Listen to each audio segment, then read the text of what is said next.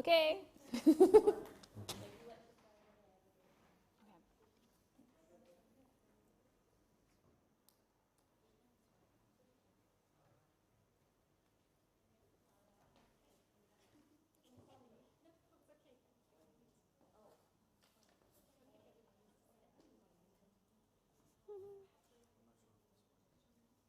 Yeah, I'm not sure. It's working?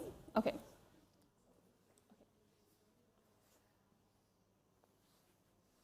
Welcome to New Frontiers for Arabic Literature and Translation, an event supported by the British Council in New Writing North.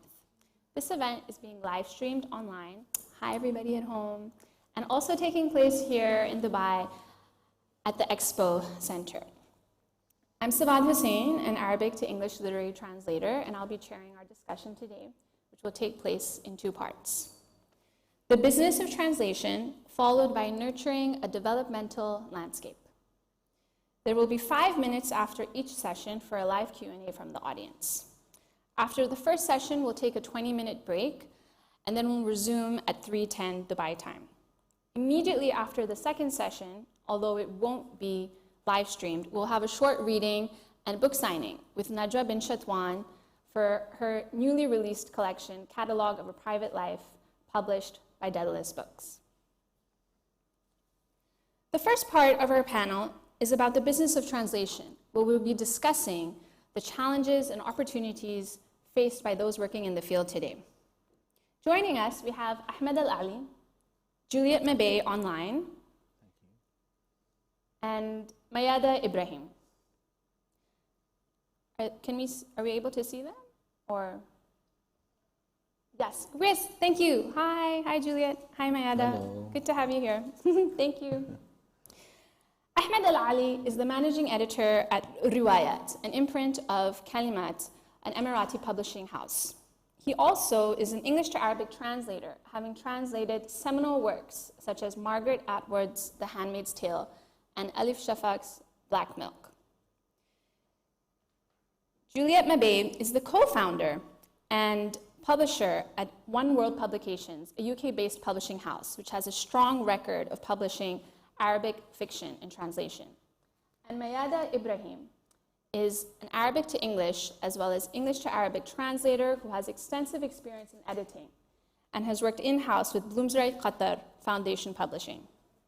Mayada and Juliet will be speaking in English, and Ahmed will be speaking in Arabic, and I'll be summarizing his answers in English. When I was asked to chair this panel, I was delighted because Arabic literature is definitely having a moment, and I wanted to delve more into what is happening. The Arab Lit blog has already noted that nearly 40 works in translation are forthcoming this year in 2022, which spans young adult literature, poetry, fiction, and nonfiction. But more than the numbers, Arabic literature and translation is making its way onto the shortlist of prizes such as the International Booker, obviously having won it with Marilyn Booth's translation, the National Book Award, and the Warwick Prize for Women in Translation. So what does this all mean?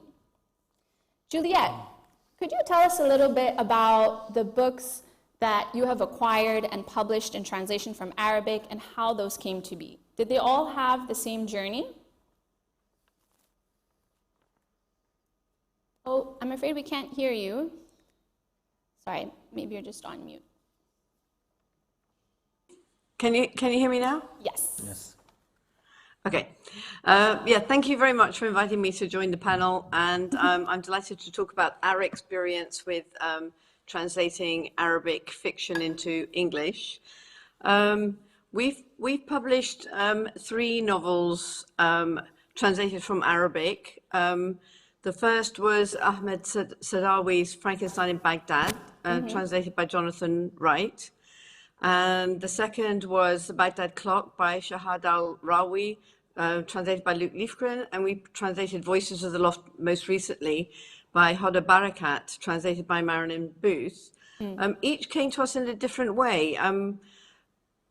Actually, all 3 from literary agents. All 3 had literary agents already, which is very helpful for editors around the world in helping us to discover these sorts of novels.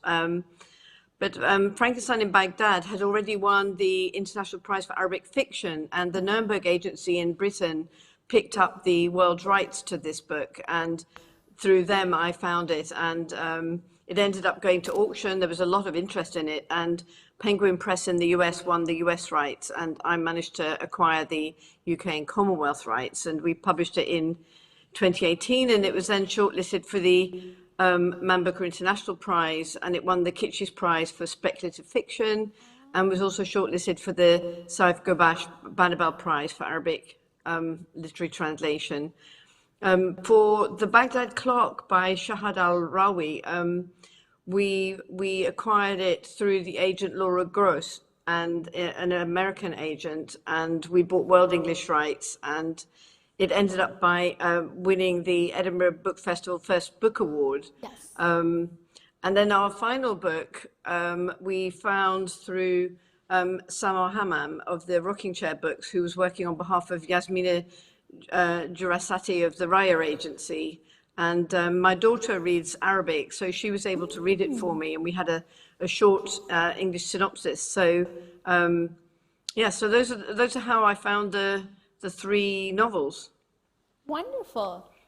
Thank you for sharing that. So it seems, and correct me if I'm wrong, that all of these titles and some of the others you have published, the majority of them are either have won the IPAF, the International Prize for Arabic Fiction, or they've been shortlisted for it. In addition, the books that you have acquired have gone on to do remarkably well in English. As you mentioned, winning the Edinburgh First Book Award, as well as being shortlisted for International Man Booker. And so I wanted to ask you, firstly, why you tend to acquire titles which have been associated with the International Prize for Arabic Fiction. And then also, I wanted to ask how the success of these Arabic titles in English compare to other books that you are publishing in translation from other languages. All 3 have been featured on the IPAF award. The only one that had already won it when I acquired it was Frankenstein in Baghdad. The other 2 were shortlisted, were longlisted and shortlisted after I bought them. So I was just very lucky that that I acquired them first. Yes, very fortunate. Yeah.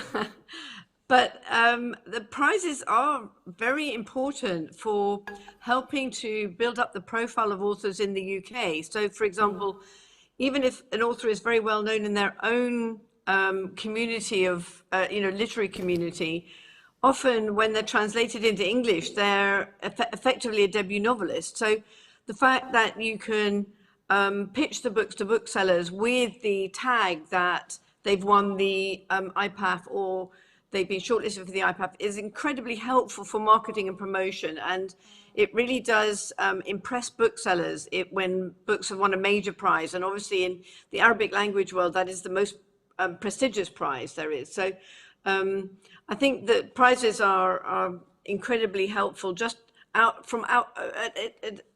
the other aspect of the IPAF award, which is very important, is that it helps one of the other problems with finding books to translate, and that's discoverability. So although the second and third book I found before they featured on the prize, certainly it helped me. It was instrumental in Nuremberg Agency picking up the rights to Frankenstein in Baghdad, because they knew that with that prize it would help them sell foreign rights, and it also obviously made an impact on us when Penguin and One World were looking at the project. We knew that it would be easier to market, and so it's not just about how much you love the actual text, you've also got to sell it. So these things are very helpful. Right, definitely. You mentioned discoverability as a possible obstacle when trying to acquire Arabic titles. Are there any other challenges you face as a publisher when trying to bring Arabic into English, whether from the beginning of the process of acquisitions through editing or finding a translator or marketing it? I mean, for me as an editor, one of the biggest challenges with translated fiction is actually making the numbers work, because When you pay for translation, and in Britain we pay about £95 per 1,000 words. So for longer books, that can end up being £15,000, £20,000. And these are costs on your overhead. They're not like advances against royalty, which eventually are earned out. They're direct overhead costs. So funding is a really key issue here, and grants are incredibly important. And one of the problems we find with Arabic, and I think it's one reason why perhaps not more books, fiction and non-fiction, are translated from Arabic, is it can be quite difficult to find the funding. Yes. The IPAF award, if you win it, comes with, for the winning book, there is a translation grant available 100% or almost 100%. And that, of course, makes the numbers work so much better. But I think there are very few other translation grants available within the Arab world. There were more previously, but at the moment there are very few. And I think that can be a challenge for editors in terms of when they're selecting books to translate. They often look to countries like Holland, where they give you up to 80% of the translation, or Korea. And in the Arabic language, there's very few grants available. Yeah, definitely. I mean, the ones I'm aware of is, as you mentioned, the International Prize for Arabic Fiction, and then the Sheikh Zayed Book Award, which I know they've extended it that it's not only for the winners, but now anyone who makes a short list for specific categories also receives funding, which is good news. Yeah, but definitely an area that needs development. Thank you, Juliet. Having discussed what it's like to be a publisher of Arabic translation in the UK, I'd like to move to Ahmed. And as I mentioned, Ahmed will be speaking in Arabic, and I'll be summarizing his answers in English. But before we move on to your role as a publisher here in the UAE, publishing works from English into Arabic, I'd like to talk about your career as a translator. And specifically, the works such as Margaret Atwood's The Handmaid's Tale and Elif Shafak's Black Milk. I'm curious how those projects came to be. Did you pitch them? Were they brought to you? As a translator, for me, from Arabic to English, I'm inevitably always having to pitch the work. And it's very rare for a publisher to come to me. So, yeah. First of all, thank you for having me on this panel.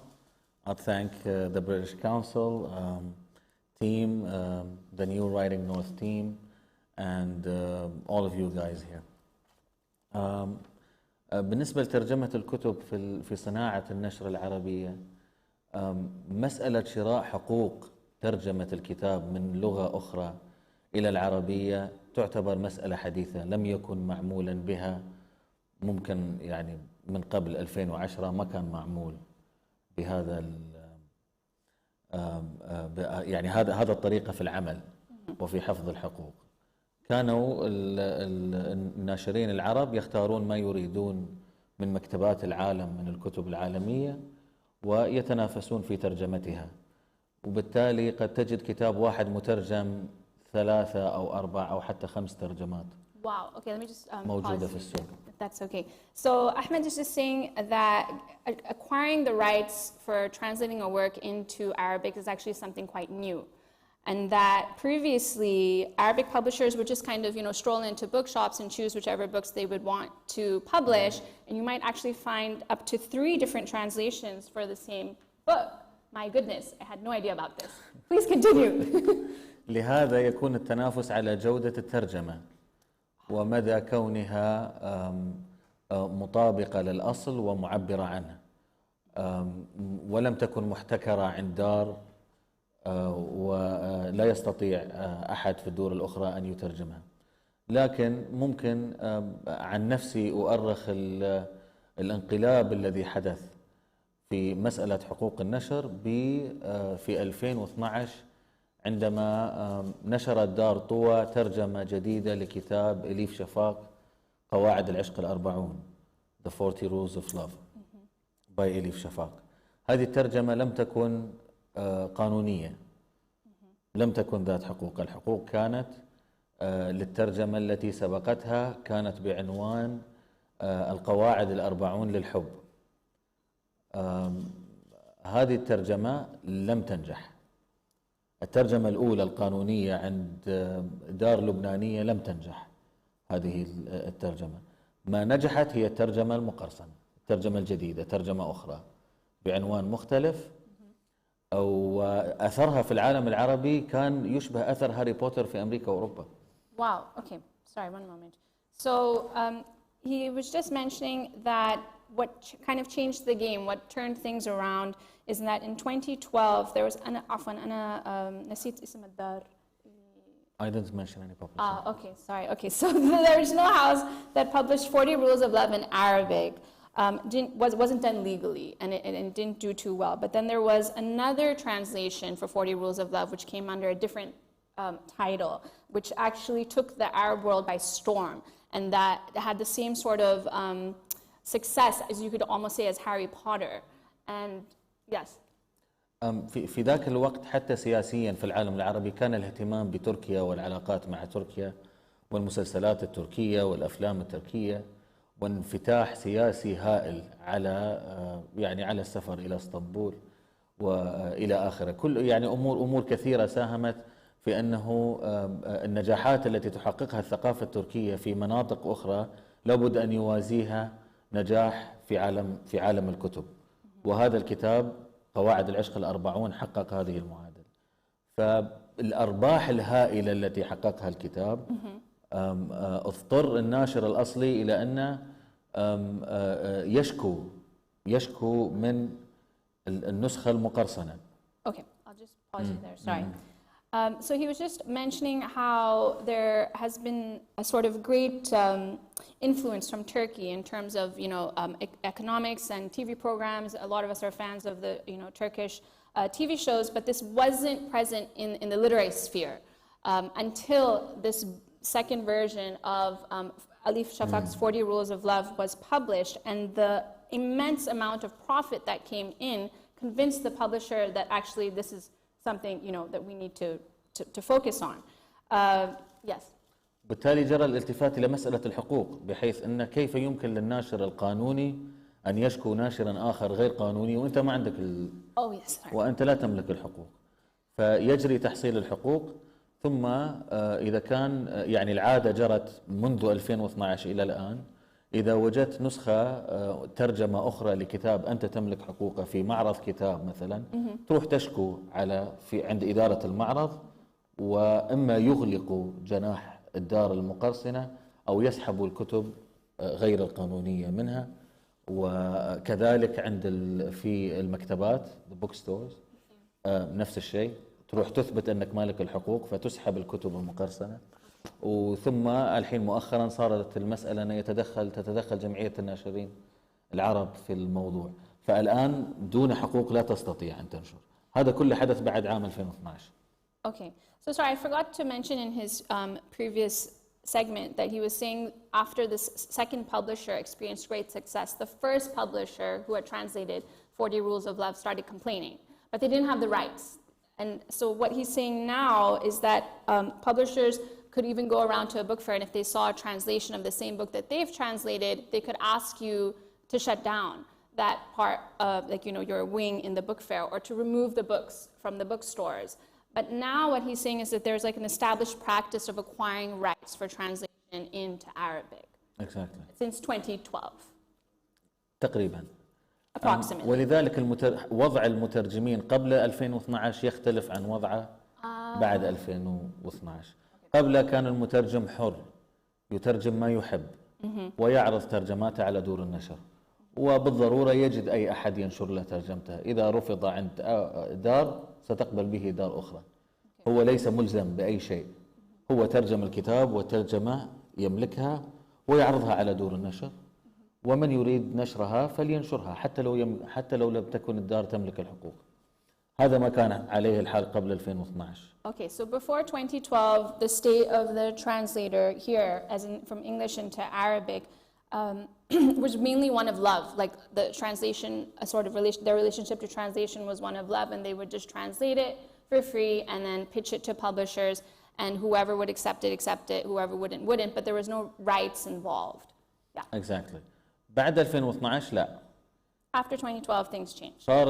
صارت المسألة أنه غالبا دور النشر هي التي تقترح العناوين لأن هي من تبتاع الحقوق. وبالتالي دخل موضوع مسألة البزنس نقول في مسألة الترجمة، أنه ما عادت المسألة إعجاب شخصي من المترجم أو محبة للكتاب، وإنما أصبحت مهمة هو مكلف بها. ترجمتي لحليب أسود تنتمي للمرحلة الأولى التي ليست لها علاقة بالحقوق. ترجمة حليب أسود ترجمتي لم تكن، الدار التي نشرتها لا تملك الحقوق، وأعيد السيناريو الذي حدث في قواعد العشق الأربعون مع حليب أسود. Okay. So just to say now after 2012, he says publishers take more of an initiative and they suggest the titles that they would like translated because they're acquiring the rights first. Exactly. His experience with translating Black Milk was prior to the one prior to 2012, so not a good one. أي not a good one. Yeah. شخصيا يعني أنا ترجمت حليب أسود لأنها تتحدث عن اكتئاب ما بعد الولادة. إذا المرأة ولدت احتمال تصاب بالاكتئاب يسمى اكتئاب ما بعد الولادة. وكانت زوجتي حامل بالطفل الأول وكنت متخوف من المسألة، فنصحت بأني أقرأ حليب أسود. فقرأت حليب أسود، وكان عندي مدونة تلك الأيام، مدونات الإلكترونية شائعة ولها جماهير كبيرة، والمادة التي تنشر في المدونة يتم مشاركتها بشكل واسع. فعندي مدونة وكنت أنشر مقاطع من حليب أسود في المدونة، وانتشرت المقاطع وصار في متابعين كثر للمدونة، فشجعت على ترجمة الكتاب كاملا ونشره. Wow, what a story. I'm so sorry. I know this is a bit unnatural. I'm having to pause. فدار النشر ما لها علاقة بالمسألة. هكذا ترجمت حليب أسود. هذا أساس الموضوع. I keep pausing him at the cliffhanger, just to, you know. And so he was saying that his wife was pregnant at the time when he came across this book. Black Milk, I haven't read it myself, but it's about postnatal depression. And so it was a very timely moment for him to be reading this book. And so he has a personal blog where he would post excerpts in translation from this book, which then gained a really a sort of a strong following online. And he got encouraged to translate more and more. And so the publisher had really nothing to do with it. It was more of a personal journey. Yeah. Exactly. And then عرضت الترجمة على دور نشر، ويعني أخذتها أحد الدور، وهو طبعا مهمة شراء الحقوق هي مهمة لدور النشر وليست المترجم. لكن أحيانا يطلع بها المترجم لأنه يكون الناشر تاجر أكثر من أنه مثقف، يعني مستثمر عنده رأس مال يستثمر فيه، وغير واعي يعني لعملية شراء الحقوق والترجمة والثقافة وأهمية الكتب. وهذا يعني هذه الأيام انتشرت نوعية من دور النشر القائمة على التجارة البحتة دون خلفية ثقافية. هذا موضوع آخر. فهذه مسألة حليب أسود. كيف ترجمت حليب أسود؟ Right. Sorry, I'll just yeah. So basically, he's saying that's the story of Black Milk, and that the publishers are the ones who are more economically minded, who are, you know, responsible for acquiring the rights. And he had presented it to publishers after he finished the translation, and then it was picked up. But yes, moving on to Margaret Atwood. Margaret Atwood قرأت الرواية عندما كنت أدرس في نيويورك، وكنت أحرص على لقاء المؤلفين الذين أترجم لهم. التقيت أليف شفق أكثر من مرة، والتقيت بول أوستر، والتقيت مؤلفين كثر. ترجمت حكاية الجارية أو The Handmaid's Tale. كنت هنا في الشارقة، أو كمحرر أحببت أن تنشر ترجمة لهذا الكتاب مهم، لكني قرأت قراءة شخصية عندما كنت في أمريكا، وهكذا عرفت عن الكتاب. لكن عندما ابتعت الحقوق العربية لنشر الكتاب، اكتشفت أنه نشر في مصر سنة 2006. ولذلك حاولت الحصول على الترجمة المصرية، لكن المترجم توفاه الله كان وقتها، فتواصلت مع الورثة وتعبت في الموضوع وتفاوضنا على مبلغ وابتعت الترجمة. ولما قرأت الترجمة اكتشفت أنها ترجمة بسيطة جدا. لم تتوفر للمترجم الدراسات التي توفرت لي لفهم الرواية وعالمها والمراجع والمصادر التي استخدمتها مارغريت أتوود في الكتاب. عفوا للمقاطعة. Okay, so he's saying he first came across Margaret Atwood's The Handmaid's Tale when he was in New York, and he read it there, like a sort of personal reading. But he actually acquired the rights when he was here in Sharjah, working at the publishing house, when he realized that for such a seminal work, an important book, there was no translation of it into Arabic. But then he found out that it actually had already been translated into Arabic by an Egyptian publishing house in 2006. And he tried to get hold of the translation, and the translator unfortunately had passed away. And when he finally got a hold of the translation, it was subpar. It was very simply done. He said that it was missing a lot of the sort of implied references that Margaret Atwood is making in the text itself. وقتها كان المتوقع أن ينشر الكتاب بعد 3 أشهر. وأنا كنت أظن أن عندي ترجمة جاهزة ربما تحتاج فقط إلى تدقيق أو proof reading or something. لكن لا يمكن ترجمتها. ولم أجد مترجما أأتمنه أن يسلمني الكتاب خلال 2 أو 2.5 قبل النشر. فاندفعت ترجمتها مو بس لأني حبيت الكتاب، من جهة أخرى خوفا يعني على وظيفتي. أنا أبغى أنشر الكتاب on time. I need to publish it on time. فاندفعت وترجمتها، والحمد لله كنت قرأت كثير عنها، قراءة محبة، قراءة شخصية عندما كنت في أمريكا، عن مارغريت أتوود وعالم مارغريت أتوود، وكثير من دراسات عن The Handmaid's Tale والرفرنسز للبايبل والرفرنسز هنا وهناك وهذا. فكنت مهيأ دون قصد مني لترجمة الكتاب وترجمته، وأرجو أن يكون حقق نجاح وأني حافظت على وظيفتي يعني في النهاية، وهذا ما حدث. Okay. So he was saying that once he finally, acquired the rights to have the translation into Arabic, he needed it out in 3 months' time, which is not a lot of time. Like that's a difficult book to translate. So he was trying to find a translator. He couldn't find one, and because at the same time he's working as an editor, he took it upon himself to translate this book. And so, because he was saying that in order to save his job, he needed it out. He wanted to make sure that it was in the market for people to read. I know, 3 months. Oh my goodness! Wow, that's amazing. And so he's saying that, not only did he end up falling in love with Margaret Atwood's writing, but he read a lot around her as well. And it required a lot of, as we mentioned earlier, the references. There's a lot of biblical references and references to her other works. Yeah. And he said, in the end, alhamdulillah, he saved his job. Yeah. Great. Okay, so I'm going to pause there, and we'll just move on to another question, which is, as the editor of Riwayat, can you tell us a little bit about your acquisition process? How you choose, so we heard from Juliet how she comes across her titles in Arabic mainly from agents, and they tend to be prize-winning works.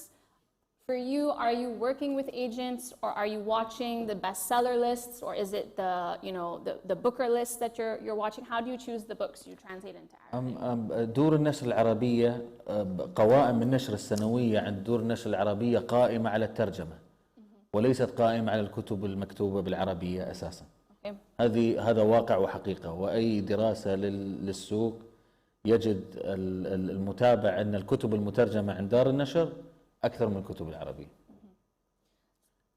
Oh, okay. So he was just saying that the sort of best-selling lists that you have here, which I find is quite surprising, is that they're full of translated works from English into Arabic as opposed to books written originally in Arabic. So the translated works are doing really, really well, and that's what's bringing in the money.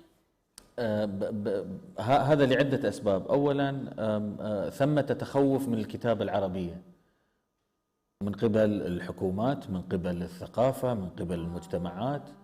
قد يقبل الكلام من المؤلف الخارجي، لكن نفس الكلام أن يقول أحد لوكال مثلا ممكن يؤخذ عليه ويحاسب عليه. هذه نقطة. النقطة الثانية، الناشر حر في أن ينظر إلى آداب الشعوب كلها ويختار ما يعجبه. instantly يقدر يختاره ويشتري حقوقه ويرتب له قائمة نشر محترمة وينشرها، وبالتالي يضمن له مدخول والدائرة التجارية مكتملة عنده. المؤلف العربي غير مضمون. المؤلف العربي يعني يعرف عنه أنه كل فترة عند دار نشر ينشر كتاب هنا وكتاب هناك وكتاب هنا، يجرب. المؤلف العربي يجرب، يبحث عن مردود أكبر، يبحث عن يعني wider audience عند كل دار نشر. I'll just pause you there. Thank you. Yeah.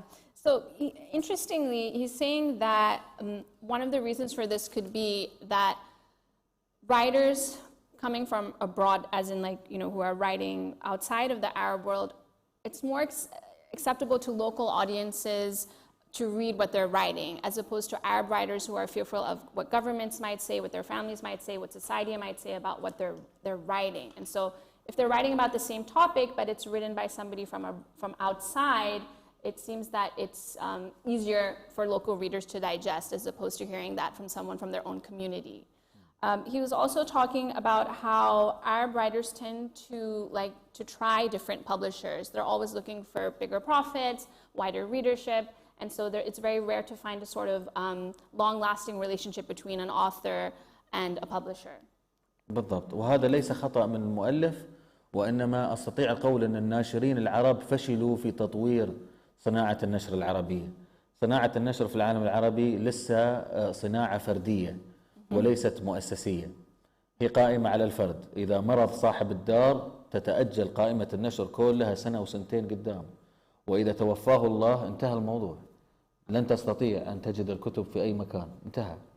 ليست مؤسسة، ليست شركة، لا تحوي أقسام مالية وتسويق وتحرير أبدا. هو يعني شقة غرفتين وصالة ويعمل على لابتوب والأمور كلها فريلانس. يعني هذا 90% من دور النشر هذا عملها. He was saying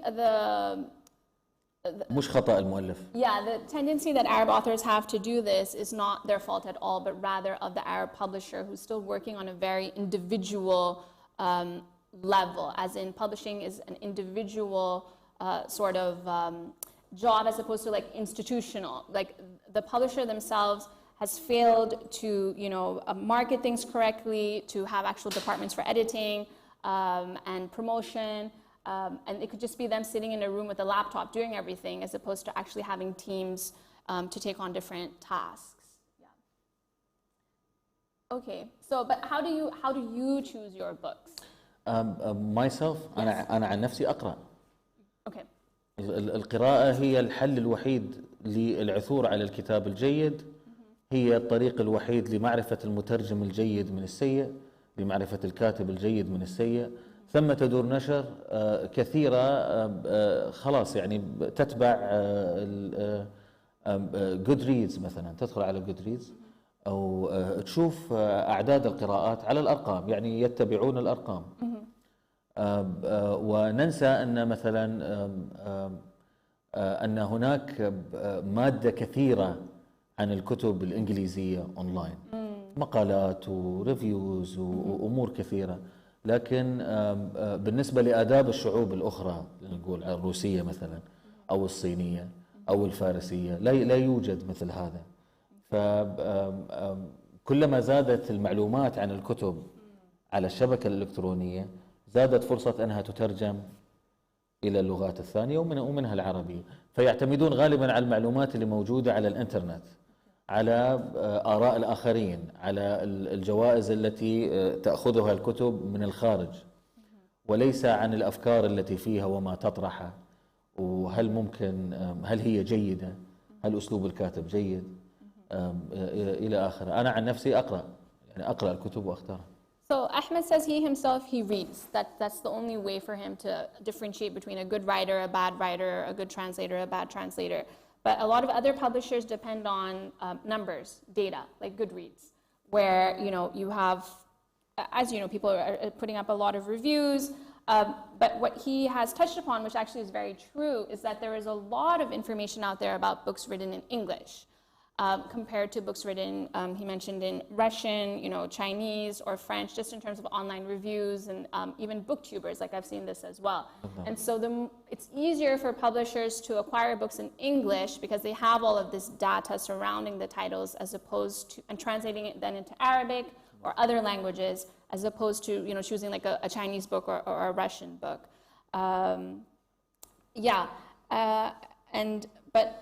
He said that most of the time people forget to actually look at the content of the book. What is the writer's style? What questions is it asking? What is it trying to, get to?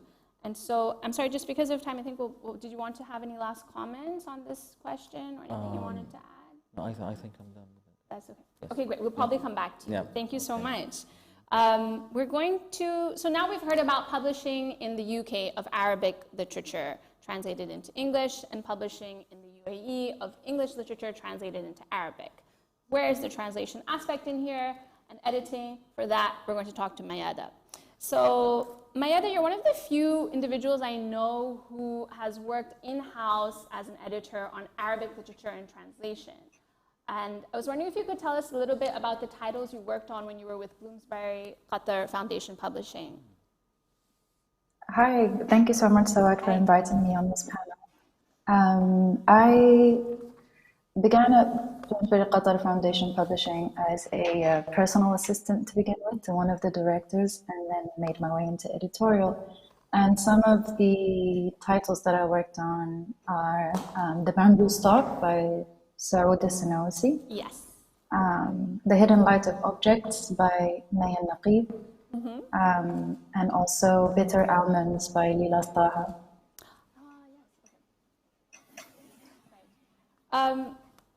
When you were working on these titles, did you find yourself referring back to the Arabic quite a bit while editing them? So when it came time for me to sort of do the editing, the book had already been through all the kind of more substantial editing stages. So I would work on the line editing, and I would be primarily reading for clarity in English. So it was really the English text that I was looking at.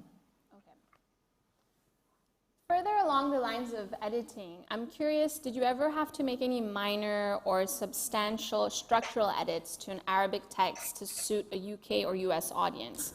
As you know, I'm sure you're aware happened with Khalid Khalifa's In Praise of, Death is Hard Work.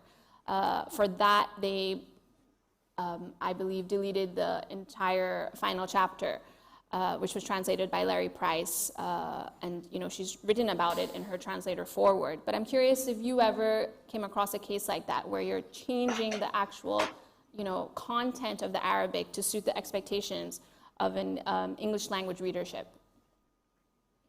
Nothing that drastic. Any changes we made would have been changes that I made would have been just like I said, like very minor for clarity rather than anything else. I believe on the whole, especially for translated works, we sort of deferred to the translator to make those types of decisions rather than make big changes like that in the editing stages. This is actually I hadn't really heard about Death is Hard Work. Khalid Khalifa's Death is Hard Work. Right. Yeah. I would hope that was done with his blessings. And in general, I think that I would say that I'm against changes that imagine a reader who is unwilling to do a little work to deepen their understanding of a text, or a reader who's not curious.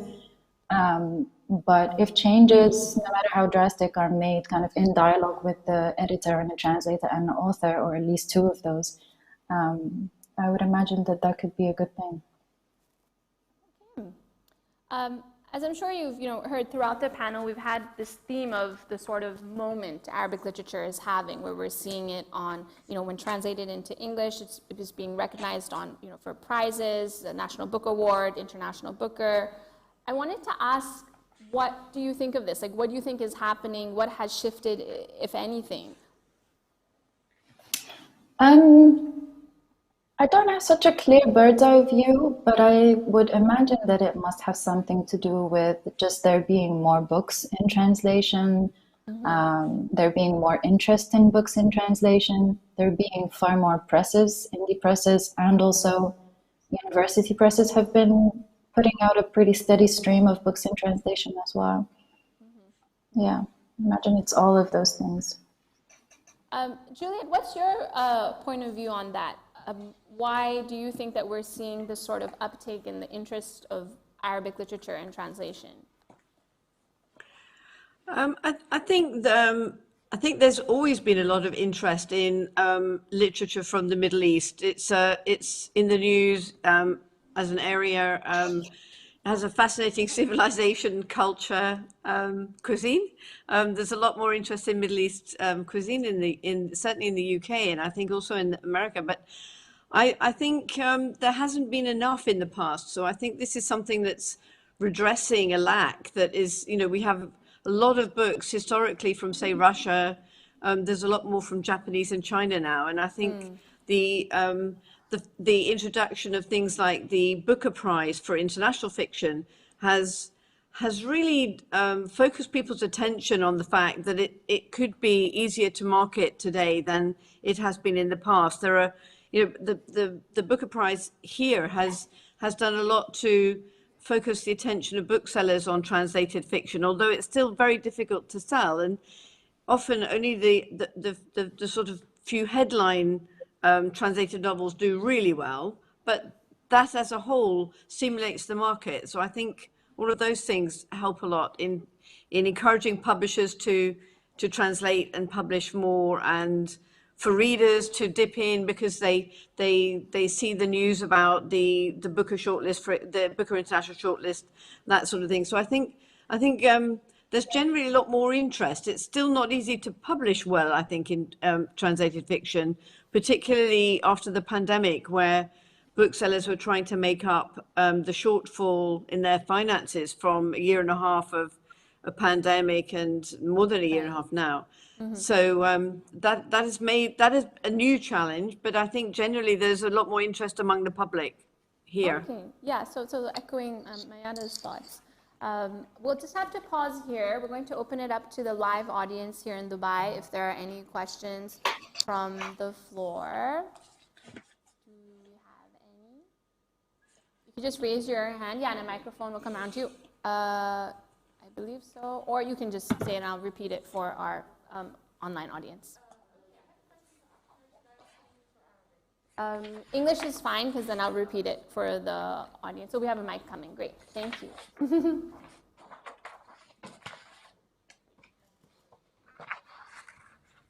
You can ask it in English and then in Arabic if you would prefer. Yeah. Okay, thank you. I just wanted to ask, you mentioned that there's not much information online about books in non-English languages like Russian, Chinese, and so on. Do you sometimes translate from those languages through an English translation, or do you go directly to the, so do you use a bridge translation from English, which might be more accessible? Sorry, just before you answer, the question for our attendees and live audience at home is when Ahmed is trying to find books to translate from languages such as Russian and Chinese, is he working through an English translation? So from then Russian to English to Arabic or some other, yeah, wait, please go ahead. Thank you for your question. هناك رأيان في هالمسألة. رأي يقول رأي متشدد أكاديمي يقول أنه لابد من الترجمة مباشرة عن الأصل، وهذا يعمل به أناس كثيرون، وفي هذه الحال غالبا المترجم هو من يقترح الكتاب الذي يريد ترجمته عن الصينية مثلا أو عن الفارسية لأنه هو المطلع. أنا كمحرر لغتي الثانية إنجليش، يعني ما أعرف. والرأي الآخر يقول أن تحظى به عن طريق لغة ثانية أحسن من أنك لا تحظى به يعني بالمرة، على الأقل يكون عندك يعني بطريقة ما.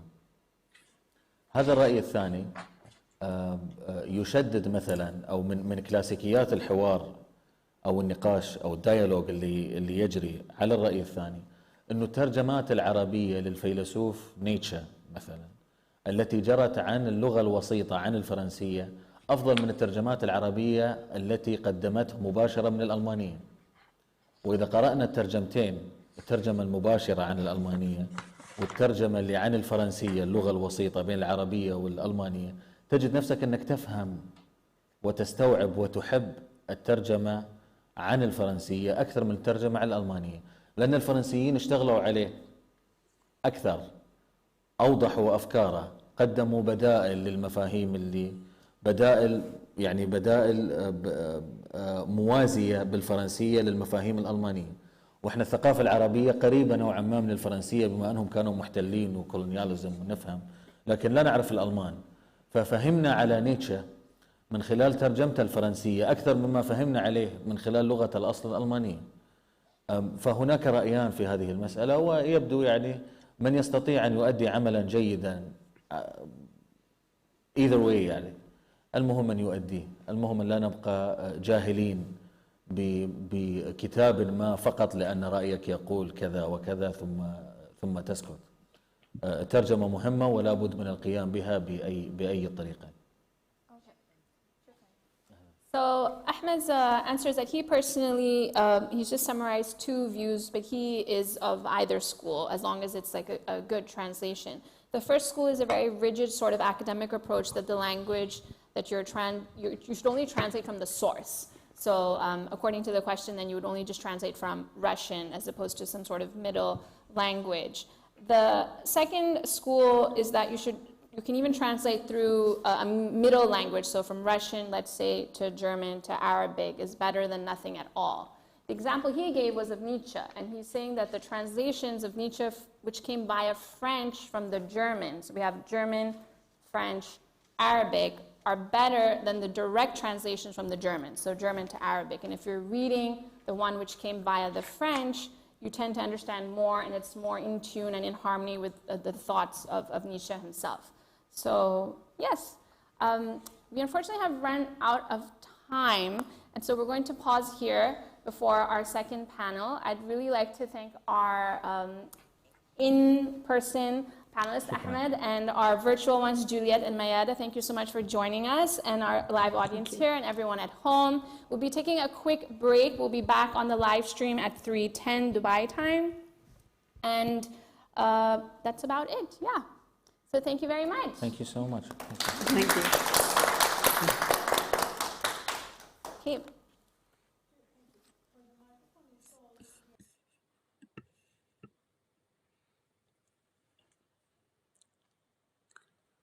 Thank you. Ask if it would come through. It's not your fault.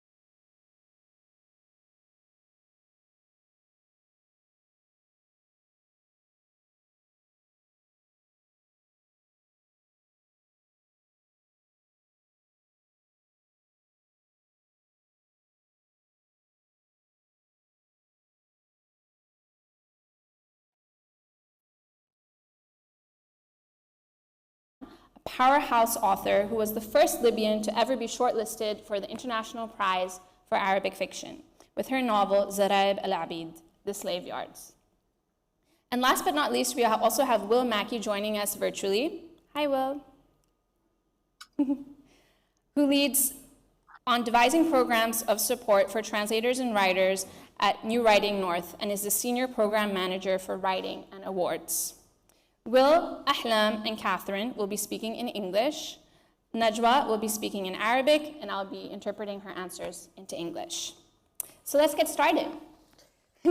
Catherine, you're currently in residency at Callies in Berlin. Please tell me if I'm pronouncing that wrong.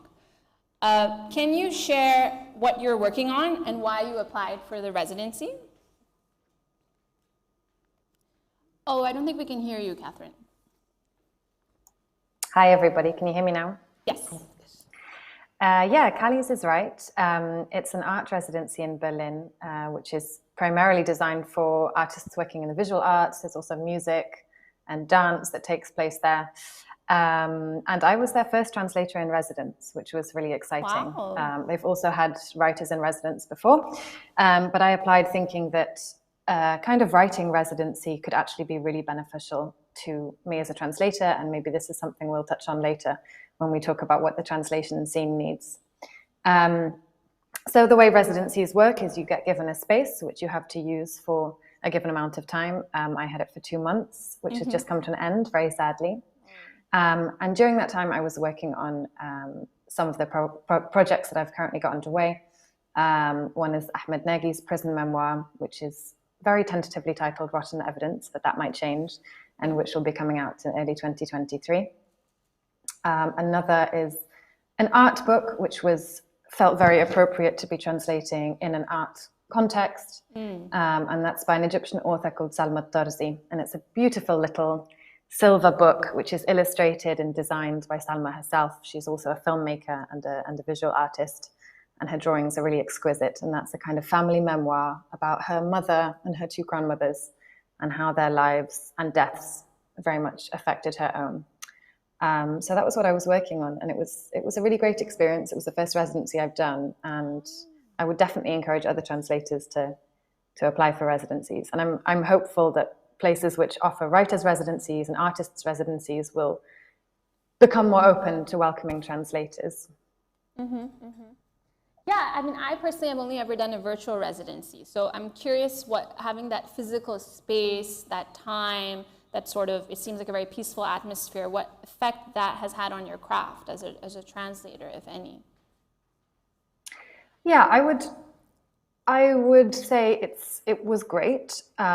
Having a different space to go to physically gives you a bit of tranquility, like you say, the ability to concentrate, and that's especially helpful if you're working on a big project that you want to be able to really focus on. And in the case of Salma Tarzi's book, it's a very, very intense piece of writing, so it really was nice to be able to kind of think about that without outside distractions. The caveat I would say is that residencies don't tend to come with stipends. So if you're a jobbing translator, such as myself, you still need to say yes to the jobs which pay well. Wow. So that means, you don't always get the chance to just work on this project you want to work on. You also have to then, translate whichever article for whichever newspaper, needs your services. So I would say it was wonderful. And I really hope that residencies will, consider offering stipends to residents, because that very much would help with the kind of ability to concentrate on a given project. No, I wasn't aware of that. I had just wrongly assumed that there was a stipend involved. Yeah. So moving on from residencies to mentorships, as we're talking about developmental landscapes and nurturing translators, I'm aware that you are a mentor on the New Writing North program this year, and I wanted to ask if you could just talk a bit more about the sort of shape that mentorship took, what for you and your mentee, and what sort of aspects did you decide to focus on? Yeah, the mentorship has been a wonderful process, and thanks go to Will for that, Yes. for organizing it and putting it all together, as well as Nariman Youssef, who also, I believe, advised on that project. So mentee is a wonderful young writer and translator called Ali Al-Jamri from Bahrain, or from the UK, but with Bahraini origins. I guess I shouldn't speak for him. I think he defines himself very much as both of those things. And he's especially interested in translating the poetry of the Baharna of Bahrain, which was very new to me. I am not familiar with Bahraini folk culture or literature, but I do very much enjoy translating poetry, particularly poetry of the rhyming kind. So we worked really, really intensely on the literary aspects of translation, the literary and linguistic aspects of translation. And this is something I really think is lacking in the translation education landscape.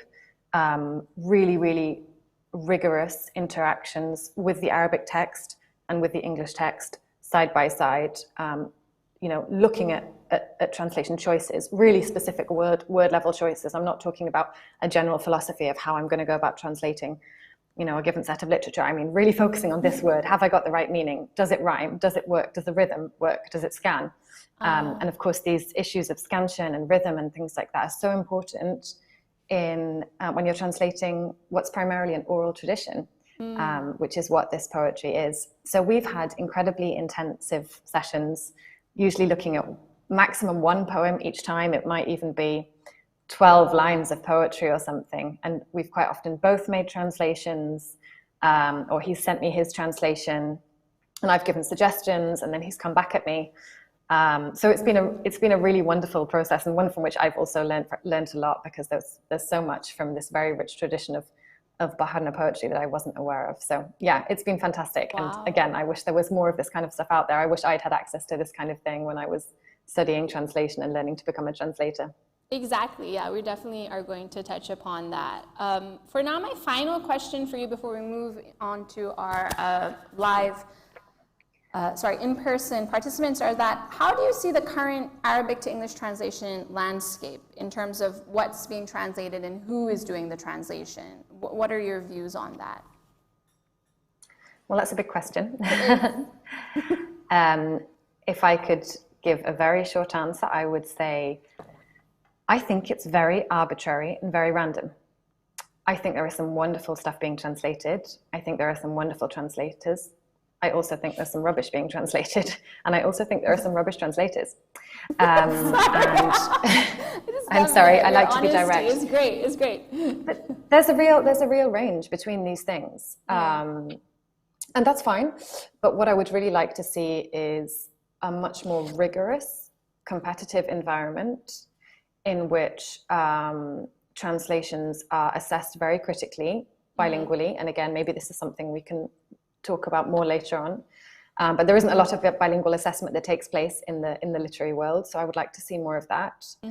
And again, in terms of like financial and business matters, it also seems to be very arbitrary. Sometimes translation can be well paid, sometimes it can be very badly paid. So yeah, a more competitive and rigorous environment is what I would like to see, because I think we've got a very kind of patchy, arbitrary kind of situation at the moment. Yeah, I think that's a very good way of summing it up.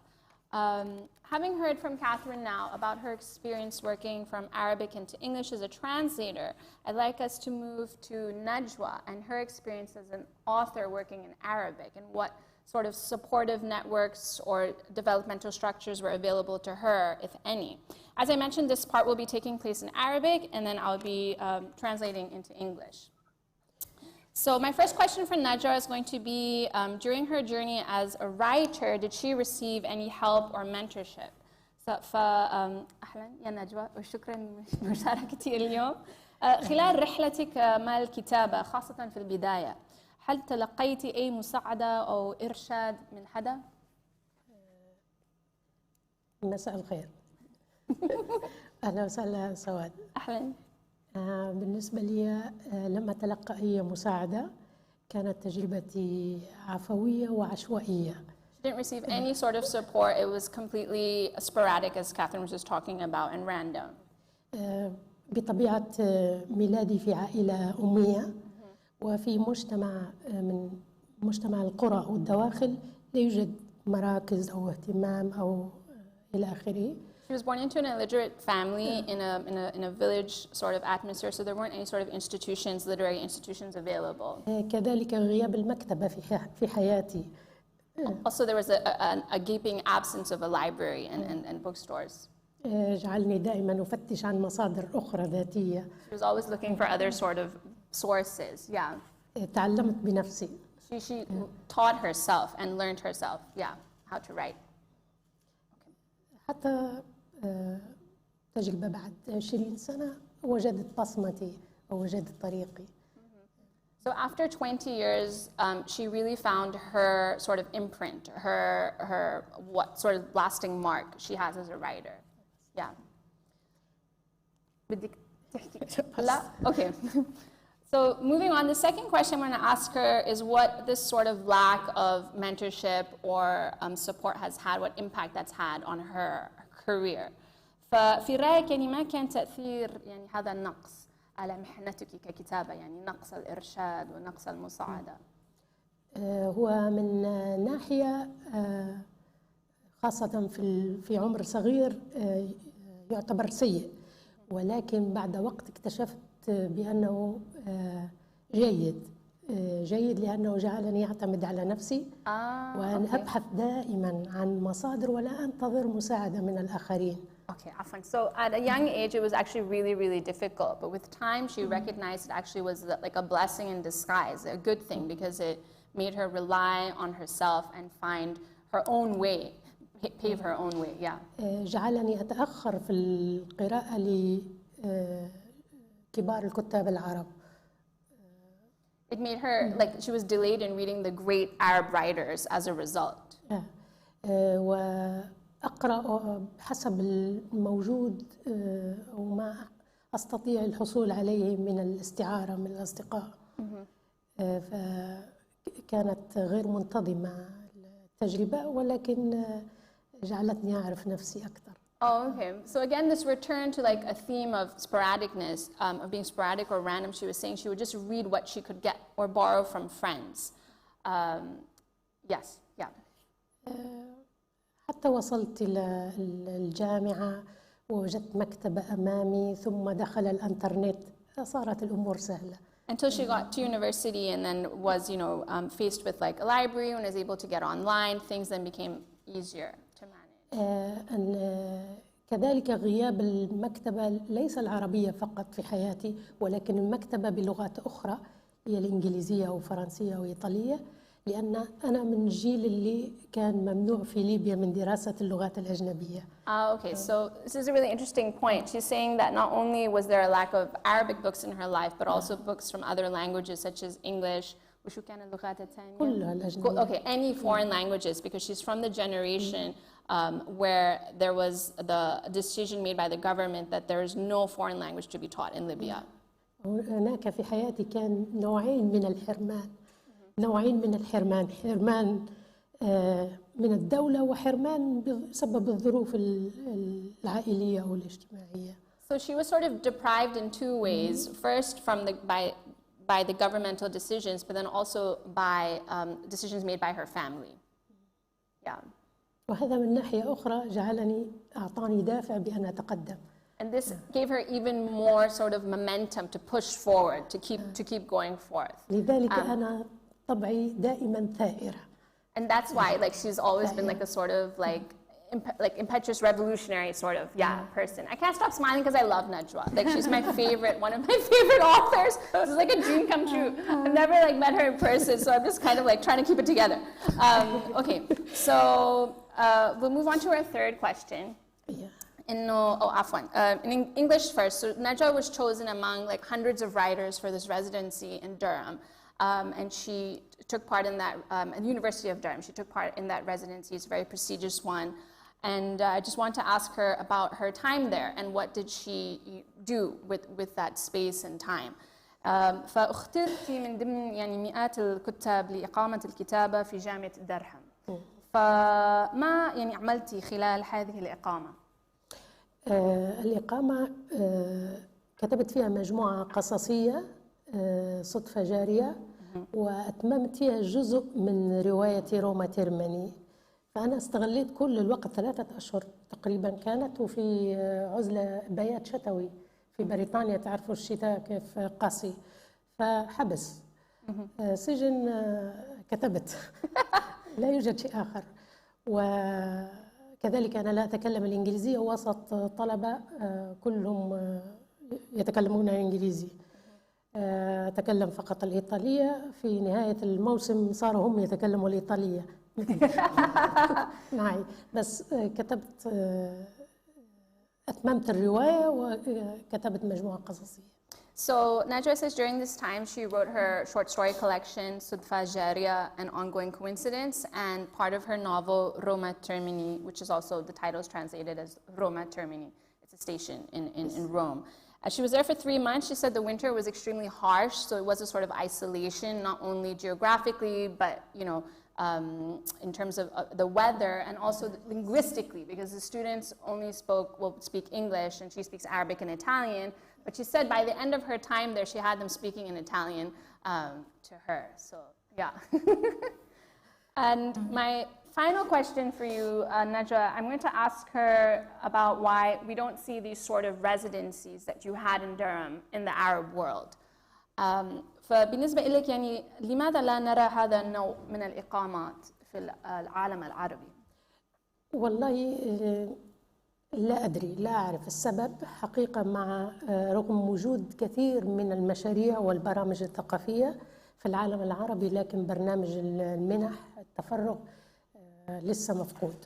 وكذلك مشروع لترجمة الأدب العربي مفقود. هذين الأمرين محيرات بالنسبة لي، ولم أجد إجابة عنهم. لماذا لا يوجد لدينا منح تفرغ للكتاب الذين ثبت أن لديهم مشروع روائي، ولماذا لا يوجد لدينا حتى الآن مشروع لترجمة الأدب العربي؟ هذا السؤال محير. Okay, so she's saying overall it's quite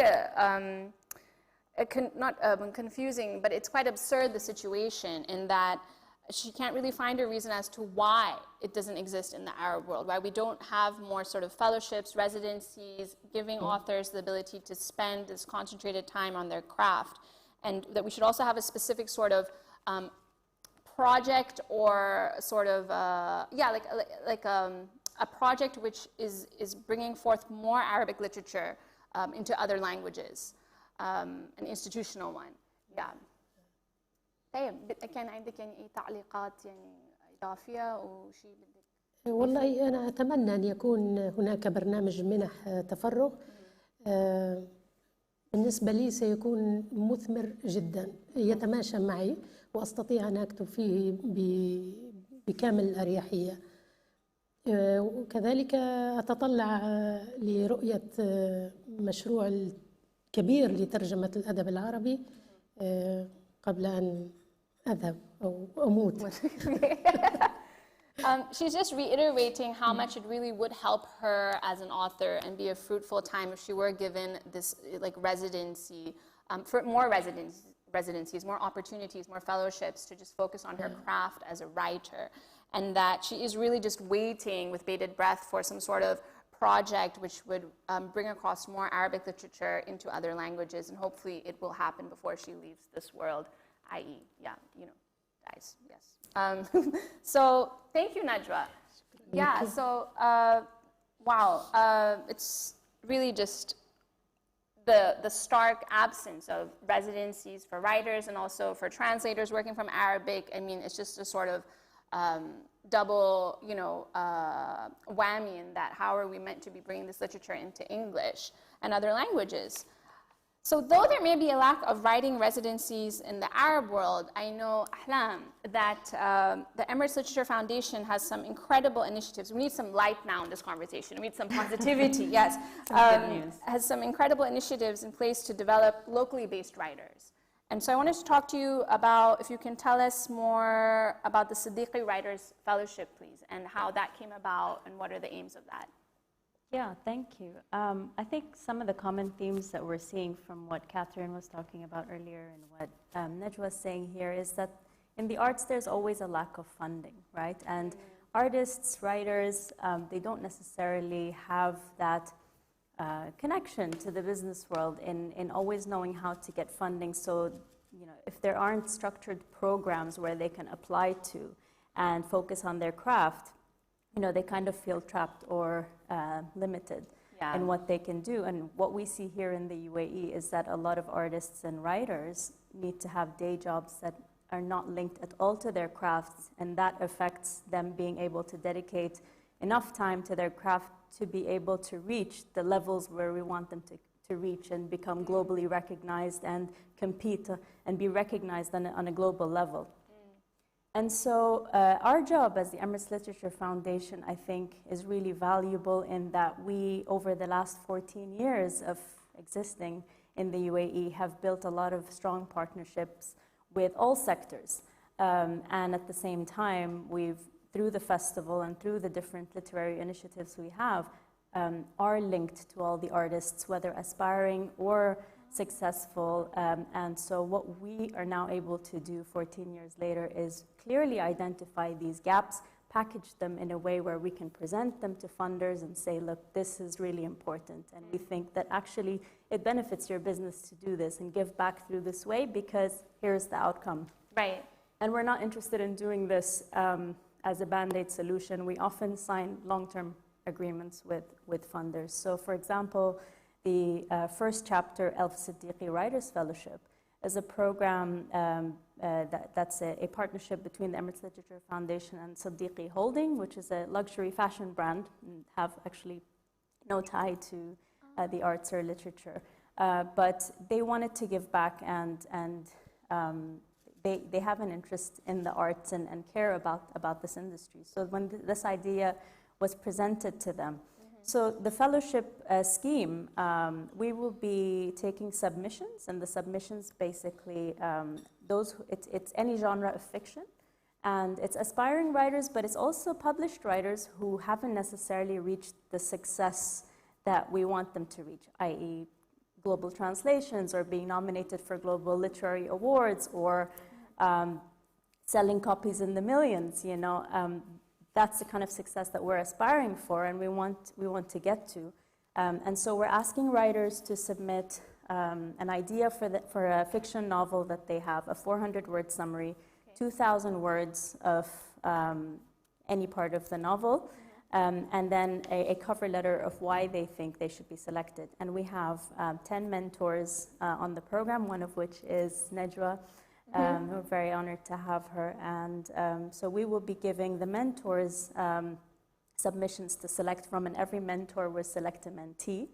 And they will do one-to-one mentorship with them throughout the year. It's a total of 6 hours where the mentor will read their work and then schedule 1-hour slots to give the feedback and support them through their writing journey. But aside from that, there's also 40 hours of course learning, which will be conducted by writers from all over the world, the Faber Academy in the UK, Gotham Writers in New York. And it's something that we will shape based on what we think are important skills for the writers to have, but also every year based on the submissions we have, we will shape that program differently. So it'll very much be a moving piece. And a part of the fellowship also, certain hours are personalized hours where we will be giving them vouchers to Gotham and Faber, and they will then select what they think they need. So it's a very ambitious program, but as a foundation, given we have those relationships and we have the trust of the international community in the literary field, we have access to them. And we wanted to find ways in which we use this access to all this global talent and help local talent develop through this journey. And so for everybody who's watching, when do you know off the top of your head the deadline for the submission? So it's January 2nd. January 2nd, okay. So still a bit of time. Okay. We've been talking about it a lot on our channels in the news, so January 2nd is the deadline. And it can be in Arabic or English? Yes, Arabic or English, and then the 10 fellows will be announced at a ceremony at the Emirates Airline Festival of Literature. Oh, great. Which will take place between the 3rd and 13th of February at Habtoor City next year. Wonderful. So I'm going to ask you the same question, and just it's just amazing everything you've described to me. It sounds like a dream come true. But I'm curious, as I asked Najwa as well, why do you think we're not seeing this more? Is it just an issue of funding, or is there something else at play? Why are we not seeing this in other countries in the Arab world? Is it a lack of political stability? Like, what do you think? I think unfortunately, the arts, when you're in a state of crisis, the arts is the first to be cut, because you think about humanitarian crisis, you think about, people think about climate crisis, economy. There's so many things to think about, and I think, unfortunately, the arts is always at the bottom of that list. But when you think about what we went through in the pandemic, and how would we have gone through that lockdown without our films, our books, our music, and everything that actually made that duration bearable, it was the arts. And so that helped people realize how important this is and the value of that, of the arts. And I think as a UAE, we're a very new nation, and we're evolving in every industry, So we're only 50 years old. We've just celebrated our 50-year jubilee. And so we're working really hard, and we have big ambitions, but we are a very young nation in all industries. So. Right. And I think what also surprised me is I recently found out about the writing workshops that the ELF has been doing with the Dubai prison. I was wondering if you could talk more about that. Yeah, so one of our biggest objectives as a foundation is to spread the love of reading for pleasure, separating this idea of reading being associated with education. I think as a festival also we struggle a lot with selling tickets to sessions, because people tended to always associate literature with education, and anything educational should be free to public, whereas they would be happy to buy a cinema ticket. Buying a ticket to watch an author speak was like a foreign concept almost, because all the book fairs are free, and it's sort of educational. And that's not what we want to teach the community. We want to teach that love of reading, that once you find, nothing else can compare to that. That ability to live so many stories in one lifetime and find that joy. And we know that people who read tend to succeed in all areas of life much more than those who don't, whether it's their personal or professional careers, and there's studies that show this. So, and we want to make sure that literature is accessible at the same time to all aspects of society. Right. So, which is where the prison program comes in. We started this 5 years ago, and we went into Dubai prison, and we would send a writer every month to run workshops with the inmates and help them use that time as a recreational time, and help them find hope. And then that evolved into this anthology that we created, where we selected a group of inmates who would write their stories, and we would help them edit it and craft that journey. And the book was launched at the festival 2 years ago. Okay. And one of the inmates said something really beautiful, which was, I felt as though my body wasn't free, but my words were. Yeah, my goodness. And it was incredible. And we continue to do work with them. We're working on a new project right now, but it's continuous. No, I love that, because I'm a fan of the literature festival, and I've been attending it for a few years before I moved away from Dubai. But I had no idea that, as you said, for me it is really important to make such things accessible to all parts of society. Right. And I was really, really happy to hear about that. So, right. Yeah, thank you. And okay, so we've talked about developmental structures for translators working from Arabic to English, based in Europe, for Najwa as an Arab author based here in the Arab world, for Ahlam, who is putting together these structures. And now we're going to move to Will Mackey, who is, as we said, a senior program manager at New Writing North. And I wanted to talk to you, Will, about how you ended up running this mentorship program for Arabic to English, as well as English to Arabic translators. Where did that come from? Because to be honest, I had never heard of New Writing North before this mentorship program came out as a translator, and I was just so excited to see that you were running this, but I was really curious what was the sort of impetus for it. Yeah. Yeah, I mean, sure. Hi, everybody. So I don't want to go too far back, but so just to give you some background on New Writing North. New Writing North is a writer development agency in the north of UK and north of England, and it was founded in 1996 to support writers in the north of England, specifically the northeast of England at that time, and you know, to kind of address the lack of representation of writers in the north in kind of mainstream publishing and literature in the UK. And since then, it's grown obviously into quite a large organisation, you know, representing the whole of the north of England, which is a really wide area. And we've taken on various kind of major projects during that time, things like the Durham Book Festival. We have a very kind of innovative and expansive program in schools, particularly schools in Newcastle and Gateshead.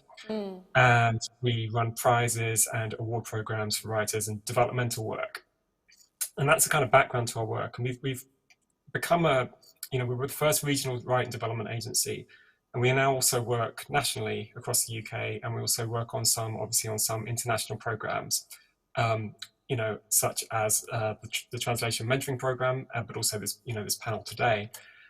And we kind of approach those international programs by, you know, remaining rooted in the north of England. We're doing this from the north of England, but we're working internationally from the north. And so that sort of those geographical parameters are not not restrictive to us. Actually, we're proud of work we've done in the north, and we've learned a lot from the work that we've done in the north as well. And we want to continue to work expansively from our base here. So yeah, the mentoring work that we have been on this year, the Translator mentoring program, is it's been a really fascinating program actually for all of us, and for me particularly. And it's kind of born out of a lot of the work that we've done over the years with writers and how we've learnt through that work with writers. So I've worked with on mentoring schemes with poets, with novelists, with comic book writers, with children's writers. And I was keen to sort of model something for translators using the experience that we've had of working with writers. And I'm a really strong believer in the value of one-to-one mentoring, of how transformative that can be, and of how effective it can be both for the writer or the translator in this case, for their craft, for their professional knowledge, for the particular projects that they're working on through their mentoring programs, and also for their kind of long-term practice as well. So yeah, I really, I'm slightly, I'm a really firm believer in mentoring programs. I think they're absolutely wonderful, and I've seen so many of them work incredibly well and just create key changes in people's work and their careers. So I really believe in them strongly, and they're high value. We invest a lot of, you invest a lot of money into them, invest a lot of time into them, and a lot of thought and design into them too.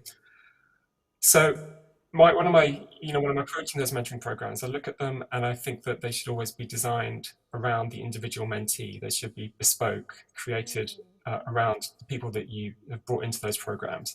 And so it's really important from the very beginning to get that selection right, to be choosing the right people to actually be those mentees, to award those to. And it kind of goes back to some of what Catherine was saying at the beginning, actually.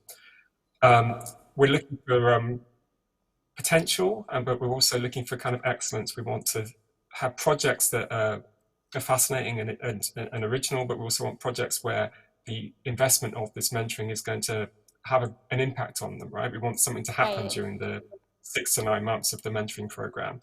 That's really key to it. So getting that selection right is essential. And I don't have specialist knowledge of Arabic and English to English translation, And so I recruited Nariman Youssef, as Catherine said, to work with me on that. So we had that specialist input there as well. Yes. And then once you've got the mentees, it's then really essential to get the right mentors for them, and to get, again, as I'm saying, to make sure it's individualized. So we spent a lot of time identifying people that we'd like to approach to be the mentors. And it's something that, I found with writing as well, that the best mentor is not necessarily the most world famous writer that you can think of, or your favorite writer, or whatever, or your favorite translator. That might be the right person, but it's also important to kind of look really closely at the people who are out there who are going to offer something to the mentee, but also are going to share the same kind of level of commitment and belief in the project. So that was really key to approaching mentees, giving them time to think about whether they wanted to take this on as well, and then kind of forge those mentoring partnerships. And I think if you get that right, that's when it really flourishes, and it's a really special thing that can happen. And we've seen that with our 4 mentees who are really, really talented translators. It's been really, really fascinating to see them working throughout the year. And the 4 mentors that are working with them, I know Sawad, obviously you, and with Catherine, and with Nomin, Nizar, and Gohan Haji are also working as our mentors. It's been really rewarding to see that take place and to take shape. So that's the kind of we base the mentoring programs on that kind of knowledge that we have with writers, but we also bring other things. I want it to be a kind of forum for shared learning as well for the mentees. So we've tried to, although we're working digitally and no one's actually getting to meet face to face, we've been able to bring people together for sessions where they can share information, share experiences of their translation practice. No, wonderful. I mean, I just wanted to congratulate you, because having, as an Arabic to English literary translator, I had applied for a number of times for the same mentorship scheme, which, if anybody knows what's out there, it's only the British Center for Literary Translation one, and I never got on it. And then you just kind of, continue your career without a mentor. And so when this program came to light, I was like, wow, this is so great. Somebody else is taking the initiative to recognize there's a gap of, this mentorship sort of aspects specifically for Arabic translators working into English. Yeah, well, we're really grateful to the British Council who who funded us to do this program, and worked with us as well to kind of establish it. And it's that sort of strength of partnership and that kind of funding relationship that is so important, because it's they're sharing that kind of faith in us as a right development organization in the Northeast to create that program, which we're really, really grateful for. Yeah.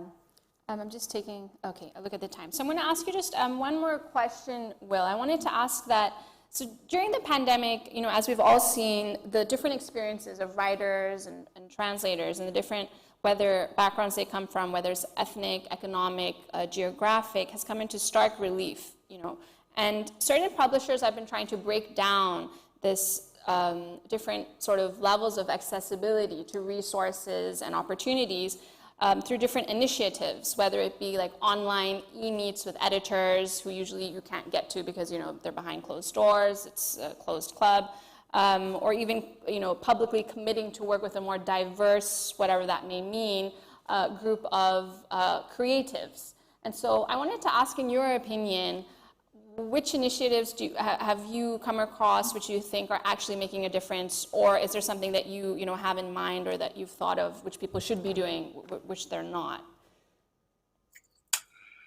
Yeah, it's a really good question, and I think, and I guess it's perhaps my experience is mostly based around the UK, of course, and in the UK, obviously, really welcome the fact that the publishing industry has opened up a little more and has become better at getting out there, at agents and publishers going out and being involved in events and the developmental schemes that big organisations like Hachette and Penguin Random House have set up. There's also, worth remembering, there's a really long heritage of smaller publishers who have actually been already doing much of this work for quite a long time without such fanfare. But publishers like People Tree, based in Leeds, Jacaranda, based in the south of England, and have been really progressive in their work. But obviously things like the decentralization of publishing, with a publisher like Hachette now opening offices in Newcastle and in Edinburgh, and HarperCollins opening an office in Manchester. All of that is really welcome and progressive work, I think. I do think there's a lot more to do, though, and I think that key to this are partnerships. I think that it's really worth the large publishers thinking about continuing work with the writer development agencies in the UK. So agencies like New Writing North and the other ones that have been doing this work for 25 years in our case, 26 years. And that's why we've got kind of really a good relationship with Hachette, for example, at the minute, and we work on them on an award for children's writing, and we work with them on other things. Right. And those partnerships are key. So they get the specialist kind of skills that we have, and access to also our networks. And just a couple of programs, I guess, that we've run that I think are good models. Mm-hmm. One we've worked on this year is a writing chance, which we've funded. We founded with the actor Michael Sheen, and he part-funded it alongside the Joseph Rowntree Foundation, and that's been to support new and emerging writers from underrepresented backgrounds.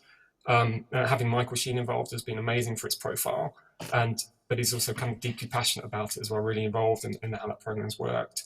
And it's been a really positive way of addressing representation in the media particularly, and we've also kind of, worked with media partners like the Mirror and the New Statesman to kind of showcase the work of those writers. And another one, Sky Writes, which is a program I've worked on with Sky Studios, and this is for TV writers. And that's a kind of good example of a really flourishing partnership where I've worked with, obviously a very big, a big organisation, Sky, and their producers there, to create a program that was community-based, where we went into 3 areas of the north of England, Gateshead, Blackpool and Rotherham, that we had identified as places where there was few opportunities to access culture and art and writing opportunities, and really worked closely with community groups and libraries and agencies, small agencies on the ground there, to recruit people into that program and really create something that was for people who have talent but haven't had opportunity. And that's one of the things that we really believe in, that there is talent all across different parts of our region particularly, but people are not often getting that pipeline, that sort of chance to kind of develop that talent, to take it further, and to have that trust shown in people right from early on, I think is really key, actually. So there's just a couple of models. I mean, there are quite a few others. But no, it's again very, very encouraging. So thank you for all of that fabulous work that you're doing. I'm just keeping an eye on the time, so I think we have time just for 1 or 2 questions from the audience here in Dubai. Does anybody have any questions for us? Yes. Okay, if we could get the mic over. And if you could just state who your question is for, please, whether online or yes, in person. Hi. My question's for the author, actually. Since she's part of the, I understand she's going to be part of the mentors and the fellowship of the Emirates Literature Foundation. I just wanted to ask her, once she gets assigned a mentee for the fellowship, what is the one thing that she didn't get in her journey of she's self-taught. So what's the one thing she would pass on to her mentee if she could choose one thing and she would want to pass that on? Okay. خليني أترجم. لما أنت راح تشاركي في هذا برنامج الإرشاد، يعني شو الشيء الوحيد اللي بدك تركزي فيه اللي أنت يعني ما كان عندك في رحلتك ككاتبة، يعني شو بدك أنت أن تقدمي للشخص أو الكاتب الناشئ اللي راح يكون معك في هاي الرحلة؟ سؤال واسع، بس راح أقدم كل ما يحتاجه الشخص اللي أمامي. في ناس راح تجي، ممكن أتوقع أنها تجي قطع شوط، وفي ناس لا تحتاج من أساسيات يعني، فحسب الأشخاص وحسب احتياجهم، وأنا مش هنبخل على حد بأي مساعدة نقدرها، لأني شوف فيه نفسي لما كنت في عمرهم كنت محتاجة أحيانا حتى دفعة طيبة يعني، فاي افانتي يعني امشي لقدام، محتاجتها. فكل شخص يحتاج مني شيء راح نعطيه له إن شاء الله. Okay. في شيء تاني؟ لا. Okay. She's saying that it really depends on what the person themselves needs, so she's going to tailor it, as Will was saying. It's really important to tailor that. To tailor that mentorship specifically for the mentee on the program. And sometimes there are people who need more foundational, structures or concepts explained, and other people just need like a really good push to like keep going ahead, to just keep going, which is what she needed at one point in her life. Yeah. I think we have time for shukran ya Najwa. One more question if there's any more. Okay. Great. Okay, so we will end the session here. I'd like to thank all the speakers today for sharing their insights and for their time. Ahmed Buluki, Najwa bin Shatwan, Catherine Halls, Will Mackey. I'd also like to give special thanks to Will Mackey for his support in organizing this event. That's both parts of the panel, and to Iman Tarafa from the British Council for her fabulous logistical support. And finally, thank you again to the British Council and New Writing North, for whom without this wouldn't have been possible. And thank you to our live audience and online viewers. Feel free to tweet about this. I look to hearing and reading about your comments. Okay, that's it. Thank you.